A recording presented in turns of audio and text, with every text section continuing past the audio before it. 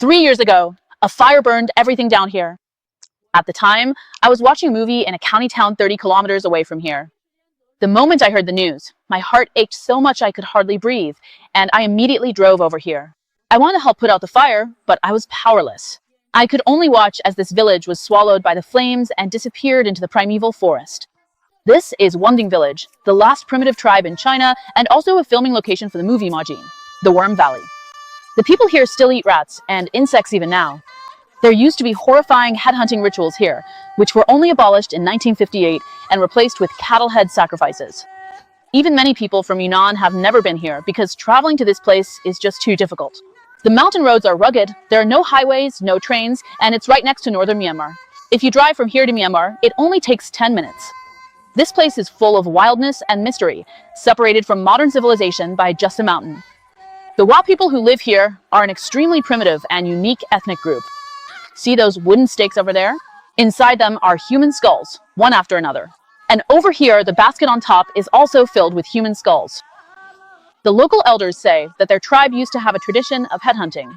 Every year during the autumn harvest, the tribal chief would lead the men of the village to hunt for heads from other tribes for sacrificial rituals. And when they went headhunting, their main targets were those with thick hair and who were fat. Why did they hunt for heads? When I chatted with the elders in the village, they told me that in the past, the Wa people suffered from natural disasters. Many people and livestock died, the rice didn't grow well, there was nothing to eat, and it was hard just to survive.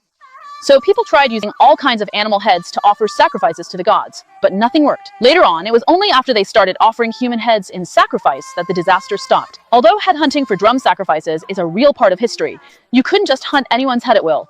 There were rules to follow. Generally, they would only hunt strangers from other villages, never familiar people or those with influence. Headhunting usually took place in the third month of the lunar calendar. It would happen when rice seeds were sown but there was no rain, or in August when the rice was flowering but then pests or flood struck. This was an expression of the helplessness and powerlessness ancient people felt when faced with unavoidable disasters, and it was by no means the barbaric ignorance exaggerated and slandered by some thrill seekers. With the spread and influence of modern civilization, and thanks to efforts on many fronts, the bloody and ancient custom of headhunting among the Wa people has long since been abandoned. But even now, looking at those headhunting posts still sends a chill down one's spine about the real history of those days. Look at the houses here. They are classic stilted structures with 2 levels. The upper floor is for people to live in, and the lower floor is for livestock and poultry. This place is located on the Tropic of Cancer, with a subtropical monsoon climate, covered in primeval jungle, lots of rainfall, and extremely humid. So there's a reason why the houses are built this way. The thatched roofs are made from the kind of grass that grows everywhere nearby. It's tough and rainproof. Basically, they replace it every 2 years, and this slope roof design also helps rainwater slide off easily. So, why do people live on the second floor? It's because the first floor is extremely damp. Not only do they live on the second floor, but they also set up their stoves up there. This way, every day when they cook and heat the house, it also helps remove the dampness from the rooms. The smoke from the stove can also be used to smoke some cured meat, which helps preserve it and keeps it from being stolen by wild animals. Plus, the local ecosystem is so good that all kinds of cute little animals often come by and cause trouble. Living on the second floor saves them from being disturbed by these animals. But our Wa friends aren't worried at all. They often tell me, we love little animals the most. Can't have a meal without them. The average temperature here all year round is between 17 and 28 degrees. I lived here for 2 years, honestly because the environment is just so comfortable. In the summer, you sleep with a blanket, and in the winter, you can go out wearing just a t-shirt. Every winter, if you go halfway up the mountain, you can see a sea of clouds that looks like something out of a dream. Here, tropical plants thrive, and the primeval forests are so dense they block out the sun. There are not only living fossils from the Cretaceous period, like the dung zone trees, with leaves bigger than rooftops, but also massive giant dragon bamboos, big enough for a petite girl to hide inside. There are also plenty of animals here. Before the villagers can even harvest their corn, it's already been secretly eaten by black bears. Venomous snakes like cobras, king rat snakes, and bamboo pit vipers swagger right across the road, basking in the sun. Every spring, swarms of butterflies fill the entire valley, and if you're lucky, you might even run into a whole army of fireflies at night. The Wa people's language belongs to the Austroasiatic language family. In the past, they didn't have their own written script, and it wasn't until recent decades that they created one. Even now, many of the elders in the villages can only speak Wa, so they can't communicate with us. But here, they've preserved a mysterious and ancient set of symbols, the Yahua. The first time I saw Yahua, I was stunned because it reminded me of our own pictographs, the Domba script of the Nashi people, the lost Mayan civilization, ancient Egyptian writing, and the world's oldest cuneiform script. These graphic symbols, invented by early humans around the world in ancient times for communication, share astonishing similarities and commonalities. The Wa people revere fire culture, live by hunting, and mainly roast their food. They practice slash-and-burn agriculture, hunt deep in the mountains, and are skilled singers and dancers, known for their warmth and hospitality. They have a strong sense of ethnic identity and are extremely selfless. During the 2 years I lived here, I gained a deep and profound understanding of the lives of the Wa people. My interactions with them left a tremendous impression on me. In every village here, whenever someone slaughters a chicken or a pig, they would never eat it alone. They always invite the whole village over to share the meal. You might wonder, how could a single chicken be enough for the whole village to eat? That's why the Wa people have a traditional dish passed down through generations called chicken porridge. They use a huge pot to cook the chicken, then add lots of rice, along with some wild vegetables and seasonings. In the end, it becomes a big pot of chicken porridge, and everyone gets a bowl.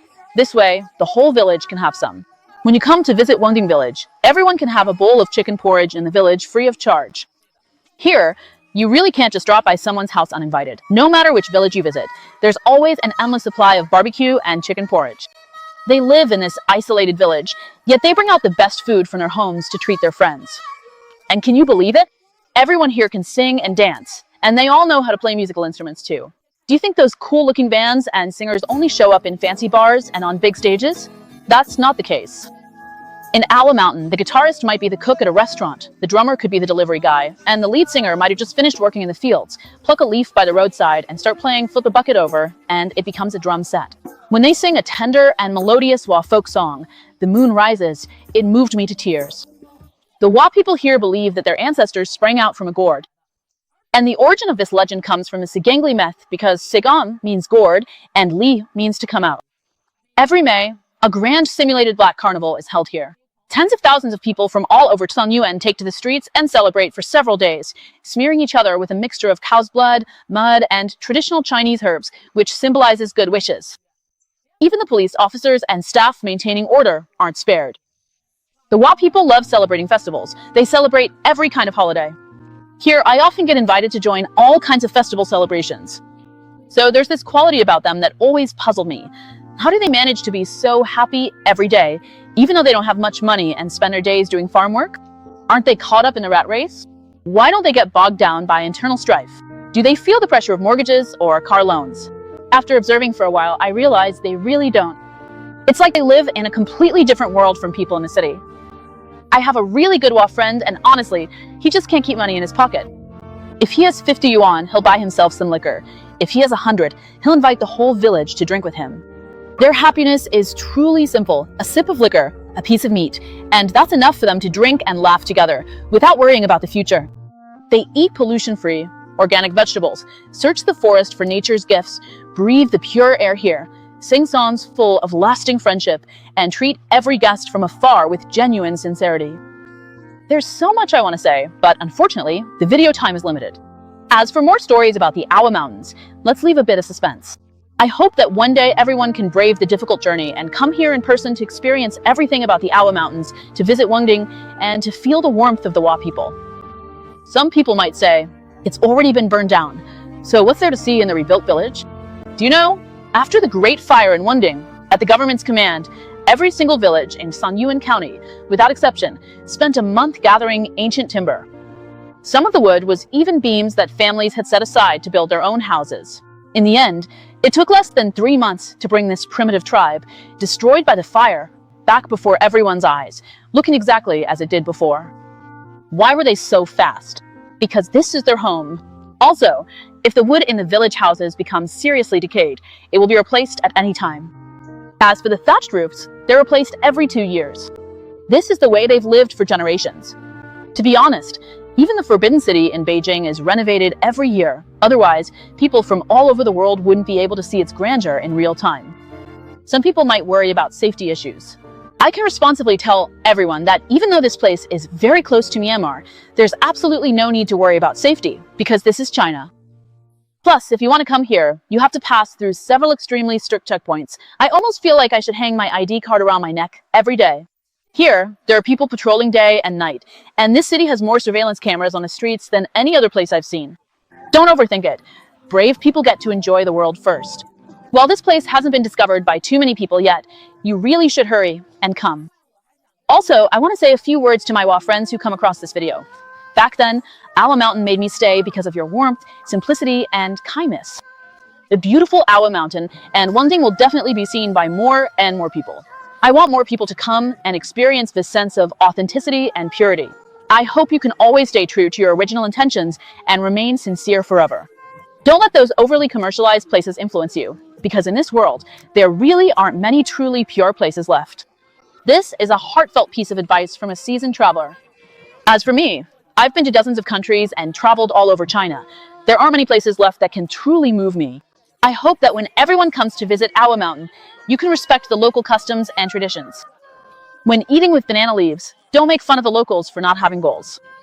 When passing by villagers' vegetable fields, don't pick their melons. If the locals don't understand what you're saying, be patient and repeat yourself a few more times. The conditions here really can't compare to those in big cities.